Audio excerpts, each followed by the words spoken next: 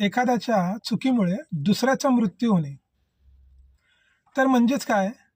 तर आपण खूप असे उदाहरणं पाहिले असतील, की चुकी एखाद्याची असते आणि दुसऱ्याचा जीव जातो.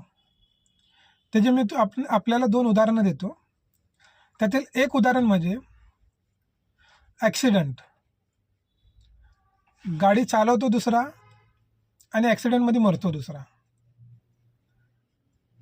दुसरा उदाहरण बघायला गेलं तर एखाद्या मित्रात पोहायला येत नाही आणि बाकीचे मित्र कुठं पिकनिकला गेल्यावर त्याला पोहण्यासाठी जबरदस्ती करतात आणि जबरदस्तीच नाही तर त्याला पाण्यात ढकलून देतात आणि अशा वेळेस त्या व्यक्तीचा बुडून मृत्यू होतो. तर ह्याला काय म्हणतात? एखाद्याच्या चुकीमुळे दुसऱ्याचा मृत्यू होणे. ह्याला भारतीय न्यायसंहितेच्या कलम 106 मध्ये याची तरतूद केलेली आहे. यामध्ये 10 वर्ष तुरुंगवास आणि दंडाची अशी तरतूद आहे. धन्यवाद.